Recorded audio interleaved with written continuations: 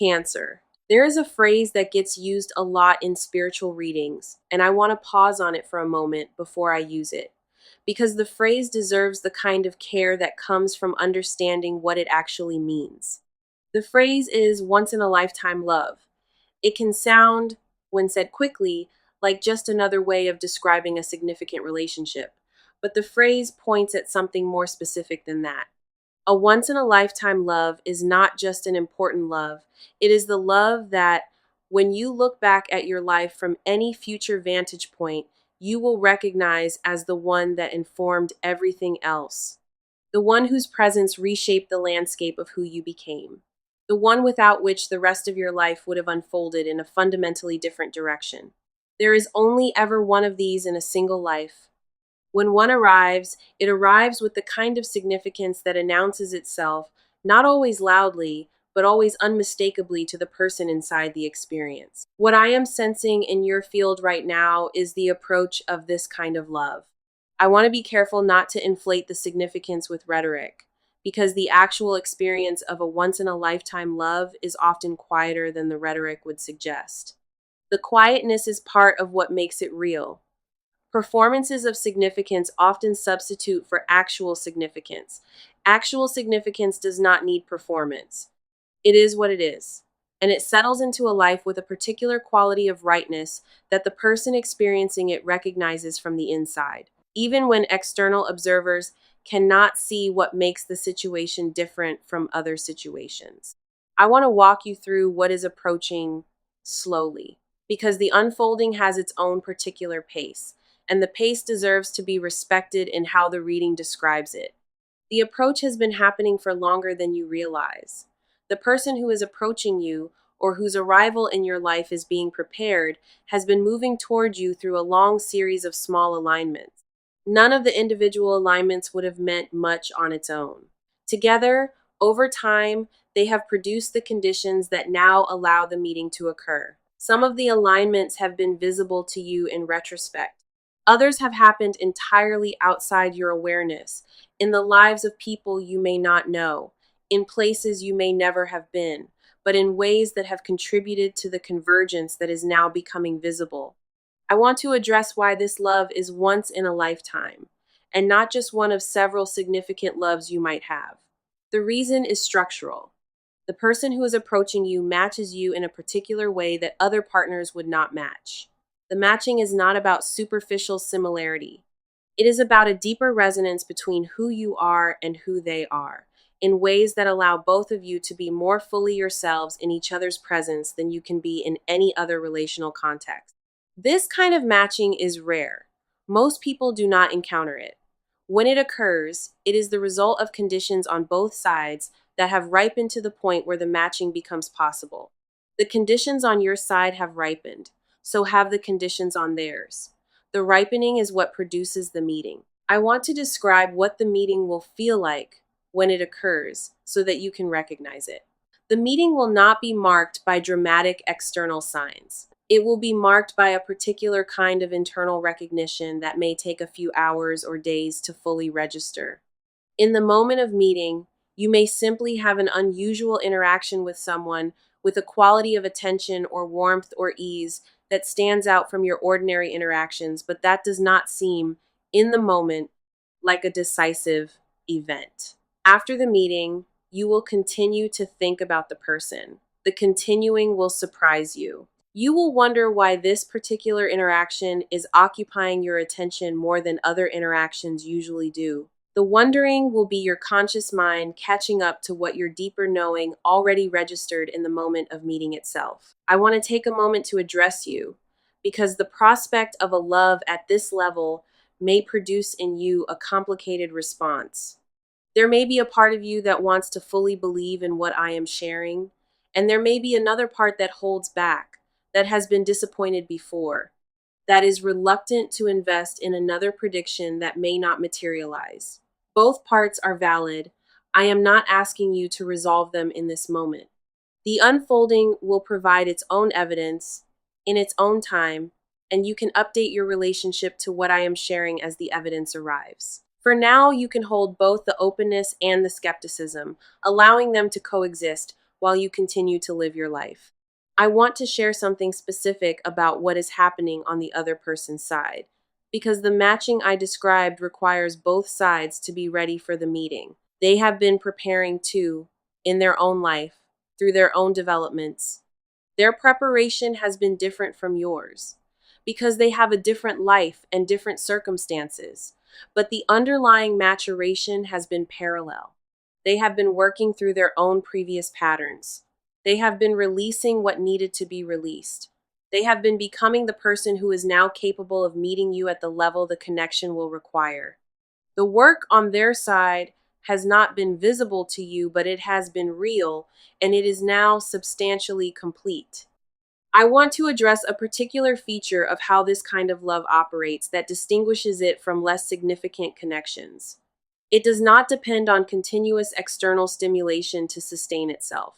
Once it is established, it has its own internal coherence that operates regardless of the temporary conditions of the relationship. You can be apart for periods, and the love does not weaken. You can pass through difficulties, and the love does not unravel. The love is structural to the connection between you, not contingent on any specific feature of how the connection is being expressed in any given moment. This kind of love is what makes lifelong partnerships possible. Other kinds of love, however intense in particular moments, do not have the structural durability to sustain the variations that any long-term relationship encounters. This is Cancer Tarot, and I want to slow down here because the description I am offering is significant, and I want to make space for it to land rather than rushing through it. Take a moment, if you can, to imagine what it would actually be like to live inside a love of the kind I am describing. Not the abstract version, but a specific version that involves your actual daily life. Imagine waking up and going through your hours with someone in the background of your awareness whose presence does not strain you, whose presence supports you, whose presence allows you to be more yourself than you can be alone. The imagining is not idle. It is your nervous system practicing for what is approaching. The practice helps you receive what is coming with more fluency than you would have without the practice. I want to mention something specific about how this love will affect your sense of yourself over time. Being inside this kind of love changes a person. The changes are gradual and subtle. You will not become a different person. You will become a fuller version of the person you already are. The fullness comes from having dimensions of yourself activated through the presence of someone who recognizes those dimensions. Some of your qualities have been dormant. They have been dormant not because they did not exist, but because there has not been a context that called them into expression. This love will provide the context. The qualities will activate. You will be surprised, over time, by what you discover in yourself through being known and met at this level. I want to take a moment to address the timing of when this will become apparent in your life. The meeting that initiates the relationship is closer than your skepticism would estimate. It is within a window that is meaningful in your near future, not in some distant time frame. After the meeting, the development of the relationship will unfold across a series of phases. Each phase will produce its own deepening. By the time several months have passed, the relationship will have become substantial enough that you will recognize from inside it the magnitude of what is occurring. The recognition will not require interpretation. It will be evident. I want to share what some of the early phases of the relationship will involve, in case knowing the progression helps you orient when you are inside it. The early phase, after the initial meeting, will involve quiet attention. Both of you will be processing what occurred separately in the time after the meeting. There may be a stretch of days during which you do not have additional contact, but during which you continue to think about each other. The stretch is part of the natural pacing of significant connections forming. It is not a sign that nothing is happening. It is a sign that something is forming at a deeper level than immediate continued contact would express. The next phase will involve the resumption of contact in some form. The contact may come from either of you. It may be tentative. The tentativeness reflects both of you proceeding carefully, because both of you sense, on some level, that the connection has significance, and that you do not want to mishandle it. After the resumption of contact, the relationship will develop through a series of substantive exchanges, conversations that go deeper than ordinary conversations, time spent together that produces more than time apart. Each exchange will add to the foundation of the relationship. The foundation will become evident as it accumulates. I want to mention something specific about a particular feature of the relationship that may surprise you. The relationship will feel from the inside like something you have been waiting for without knowing what specifically you were waiting for. There will be a quality of recognition, an awareness that this person is the answer to a question you had not been able to fully articulate. The articulation may come later, in retrospect, when you can look back at the various confusions and longings of your earlier life and see how they were pointing toward this person specifically. The pointing was real, even when it was not interpretable in real time. I want to take a moment to address something about the deserving of this love. There is a question that arises for some people when significant good is approaching, which is whether they deserve it. The question, when applied to love of this kind, is not really meaningful. Love at this level is not earned through specific performance. It is the result of conditions matching, of both parties being who they are at the right moment, of the larger forces of life arranging for the meeting to occur. The deserving is structural, in the sense that both of you have done the work that has produced your readiness, but it is not transactional. You are not being given this love because you have earned a specific number of merit points. You are being given it because the conditions for it have ripened. The ripening is what makes the love possible. I want to share something specific about who this person is, in broad strokes, without specifying details that should be allowed to emerge in their own time. They are someone who has done their own significant work. They have moved through their own difficulties. They have arrived at a settled sense of who they are and what they want. The subtle quality of their presence is one of the things that will distinguish them from other people you have known. They are not in process in the way that most people are still in process. They have completed certain phases of their own development that allow them to engage with you from a place of fullness rather than from a place of seeking. I want to mention something about what the relationship will require of both of you. It will not require performance or strain. The kind of love I am describing does not ask you to be a better version of yourself in order to maintain the love. It asks you to be the actual version of yourself, with the trust that the actual version is what is being loved. The asking is, in some sense, freeing. You will not have to manage how you appear to this person. You will not have to translate yourself into a more palatable form. You will be received as you are. The receiving is one of the deeper gifts. I want to address a possible concern. There may be a part of you that wonders whether you are capable of being loved at this level, whether your own patterns or limitations might prevent the love from fully landing. The concern is reasonable. Most people have some sense that they might not be capable of fully receiving love when it arrives. I want to address this directly. You are capable. The capacity is in you. The capacity may not feel certain, but it is structural. It has been developing through everything you have lived. The arrival of the love will activate the capacity in ways that do not require you to manufacture it in advance. The activation will produce, over time, a more fluent ability to receive than you currently have. The fluency develops through the experience itself. I want to share something about how the relationship will affect your other relationships. Some of your existing relationships will be enriched by the presence of this new love in your life. The enrichment will come from your having more capacity, more energy, more spaciousness because of the support the new relationship provides. Other relationships may shift in their relative importance. The shifting is normal. It is the natural consequence of a major new presence entering a life. The shifting will produce, over time, a configuration of relationships that better reflects who you actually are. The configuration is part of the broader realignment that this love will produce. This is Cancer Tarot, and I want to share an observation about a particular dimension of what is occurring.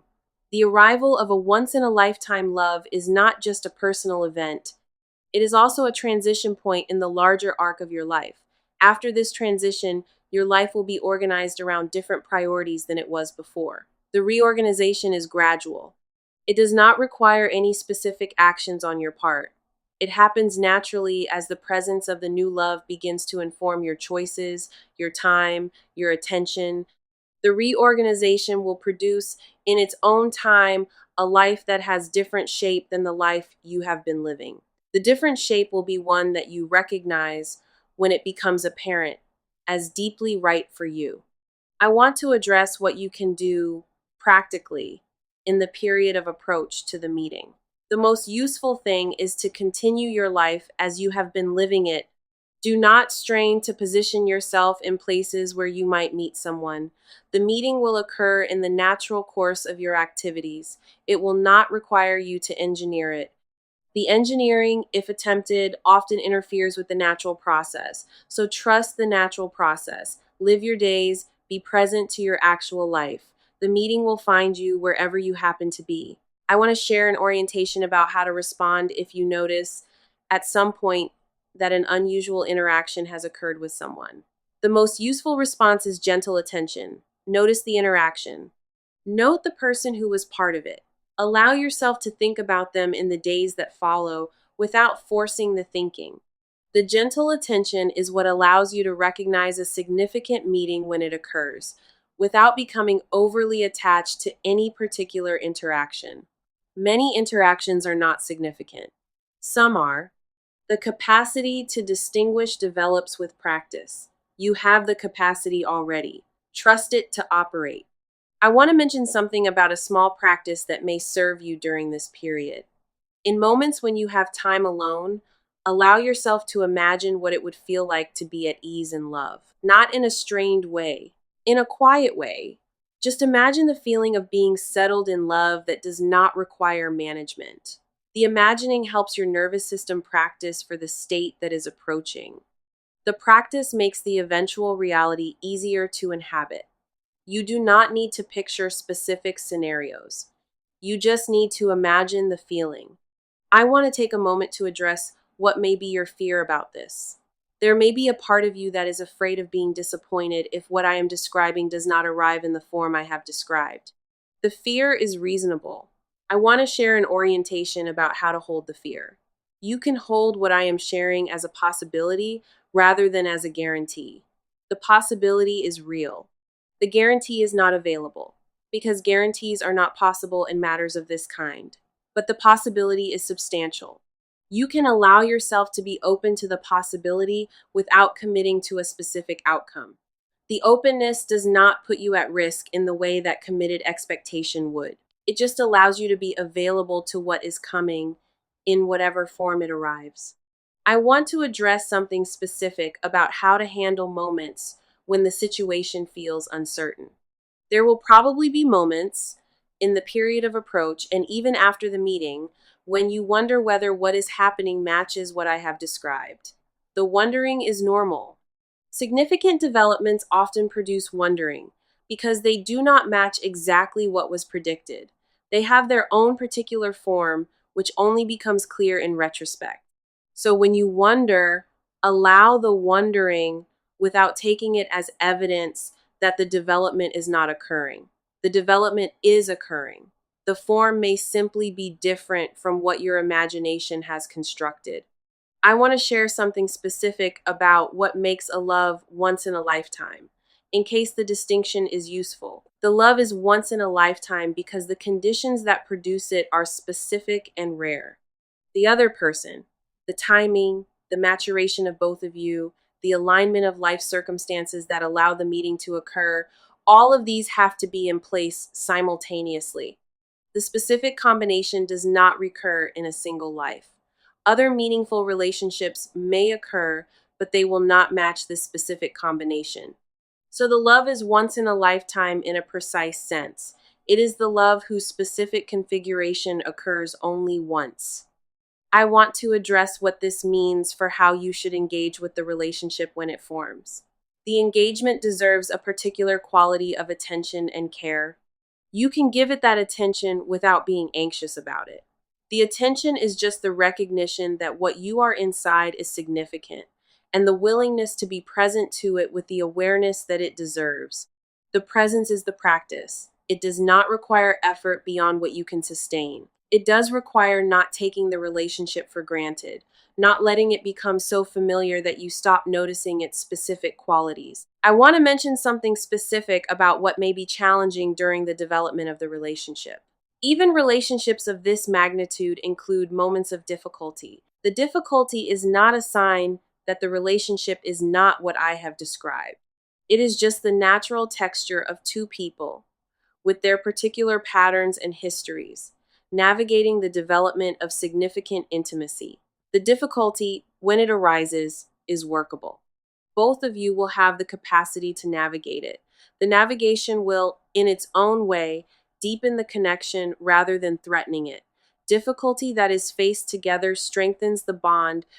Difficulty that is avoided weakens it. So when difficulty arises, face it. The facing will be part of how the relationship matures. I want to share something about how to mark this period in your life. The title of this reading suggests that you should mark the day. I would suggest that you mark the period of which the day is one element. The period in which this love begins to form is significant. You may want to keep some record of it.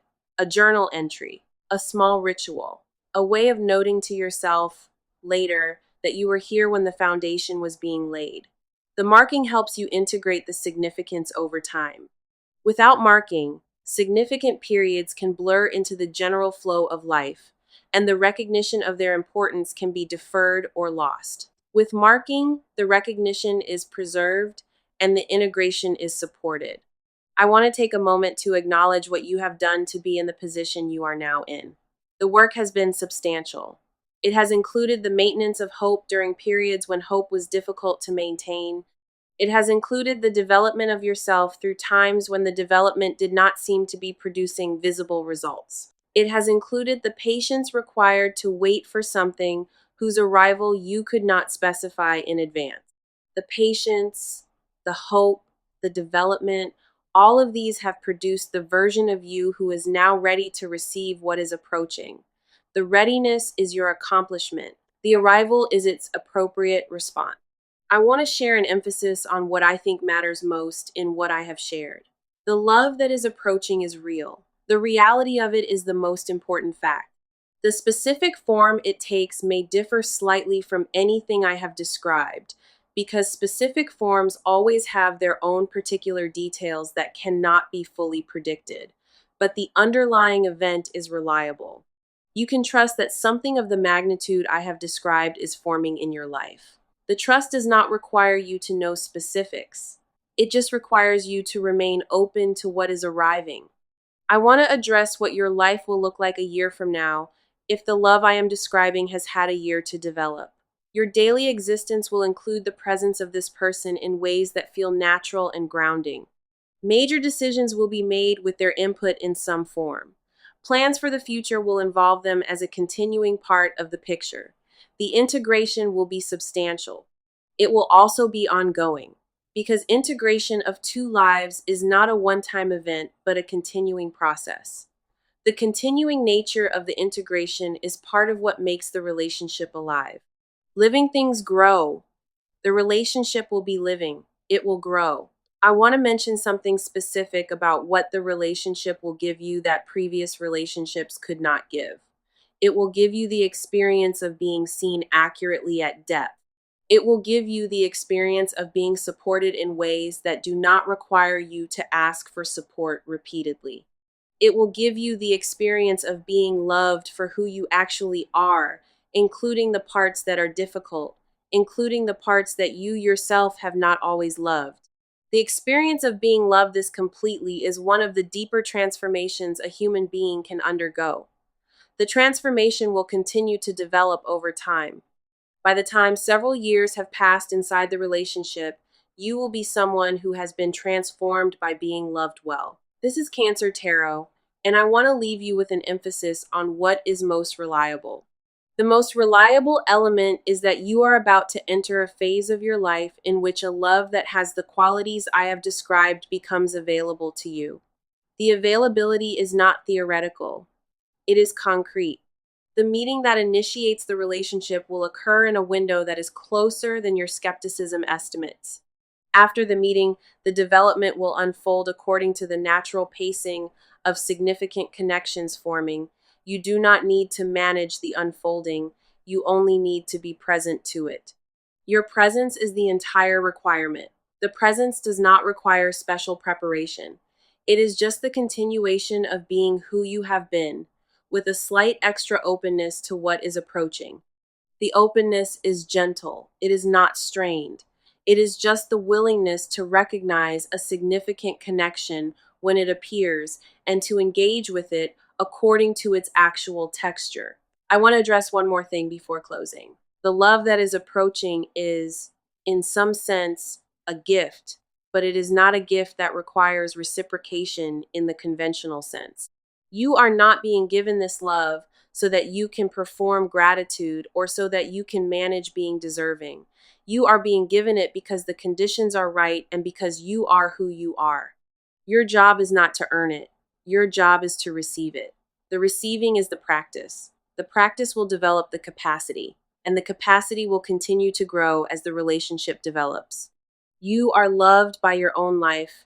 Your life has been arranging itself to bring you to this moment. The arranging continues. The arriving of the love will be one of the more visible expressions of the arranging, but other expressions will continue to unfold in their own time. The cumulative effect across the coming years will be a life that is meaningfully different from the life you have been living. The difference will be in the direction of more aliveness, more presence, more capacity, and more love.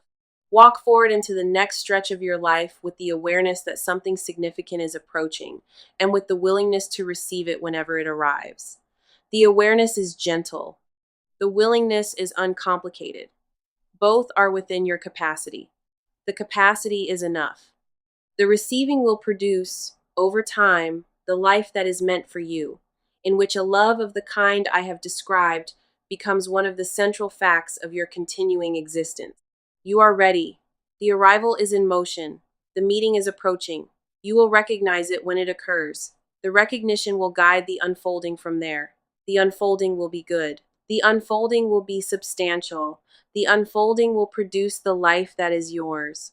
Mark this period, not because the marking changes anything about the unfolding, but because the marking honors the significance. The significance deserves honoring. You deserve to have your life recognized as the meaningful thing it is. The recognition can begin with you. You can start by noting to yourself that you are here at the threshold of something that will define much of what follows. The noting is enough. The marking is in the noting. The honoring is in the marking. All of it is yours. Walk forward. The love is approaching. It has your name on it in a way that is more specific than you may currently realize. The specificity will become apparent as the relationship unfolds. The unfolding is gentle. The unfolding is reliable. The unfolding is good. Trust it. Trust yourself. Trust the work you have done and the work that has been done on your behalf by the larger movements of your life. All of these have produced this moment. The moment leads to what is approaching. The approaching is loving. The loving is real. The reality is yours to receive. Receive it. It is coming. It is forming. It is finding its way to you in its own time, in its own form, with its own particular gifts. You are ready. The receiving will be the entire practice. The practice is enough. The practice produces the rest. The rest is good. The rest is yours.